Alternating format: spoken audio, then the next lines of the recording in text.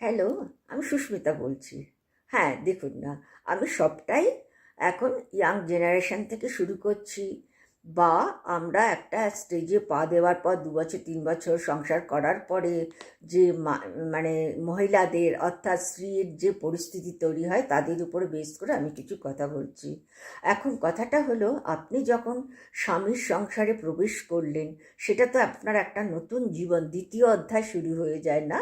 প্রথম অধ্যায়ে মা বাবাকে ছেড়ে দিয়ে, সেক্ষেত্রে আপনি তো চাইবেন যে আমার একটা দ্বিতীয় অধ্যায়, যখন দ্বিতীয় জীবন শুরু হয়েছে, সুন্দর হোক, খুব ভালো হোক।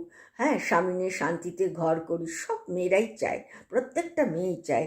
কিন্তু যখন দেখবেন যে আপনার স্বামী, বিশেষ করে আপনার স্বামী পরিবার স্বামীর পরিবার যখন আপনার শিক্ষাকে, আপনার যোগ্যতাকে অসম্মান করছে, আপনাকে প্রতি মুহূর্তে নেগলেক্ট করছে, আপনাকে প্রতি মুহূর্তে ডমিনেট করছে, আপনি ঘরে কাজ করে তাদেরকে ভালো মন্দ করে খাওয়াচ্ছেন, তারপরও তারা আপনার প্রতি কৃতজ্ঞতা দেখাচ্ছে না, উপরন্তু তারা আরও ডমিনেট করে যাচ্ছে, প্রত্যেক মুহূর্তে এক কথায় আপনাকে মেন্টাল টর্চার করে যাচ্ছে, তখন আপনি কি সিদ্ধান্ত নেবেন?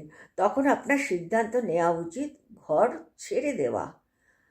একটা শিক্ষিত মেয়ে রোজগার করছে, তার পয়সা, সে তার নিজের পয়সাতেই তার জীবন চালাচ্ছে, কিন্তু সে স্বামীর ঘরে যখন থাকছে, স্বামী হয়তো সংসারে খরচ দিচ্ছে, কিন্তু আলটিমেটলি কিন্তু সে নিজের পয়সাতেই নিজে জীবন কাটাচ্ছে।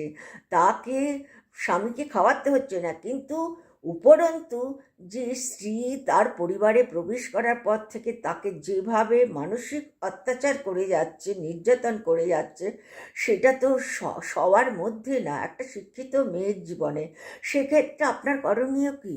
সেক্ষেত্রে আপনার করণীয় শান্তভাবে, শান্ত মস্তিষ্কে উভয়ের মধ্যে একটা বোঝাপড়া করে সেই পরিবার ত্যাগ করা। অবশ্যই ত্যাগ করবেন। স্বামী হয়তো আপনাকে আটকানোর চেষ্টা করবে, কেননা তাদের লাভটা বেশি হবে। আপনি সরে গেলে তাদের লোকসান বেশি হবে, কিন্তু আপনি থাকলে তাদের 10 গুণা লাভ হবে। সেক্ষেত্রে আপনাকে হয়তো আটকাবে, কিন্তু আপনি ওই পরিবারে কখনো থাকবেন না।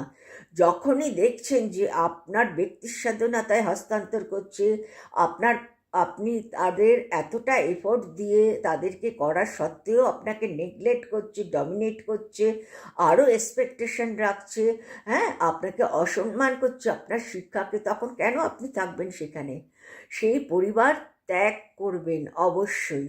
কিন্তু আমি এই কথা বলবো না যে আপনি ডিভোর্স নিন, কেননা এই ধরনের পুরুষদের ডিভোর্স দেওয়া মানেই তারা দিনের পর দিন ওই একটা করে ২-৪ বছর সংসার করতে না করতেই একটা করে মেয়ে বিয়ে করবে আর ডিভোর্স দেবে।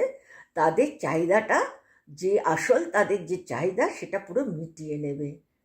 সেই জন্য আমি ডিভোর্স দিতে না বলছি কোনোদিন। যদি আপনি বিয়ে করতে চান তাহলে ডিভোর্স দিন, যদি আপনি বিয়ে করতে না চান, ডিভোর্স কোনো পুরুষদের দেবেন না।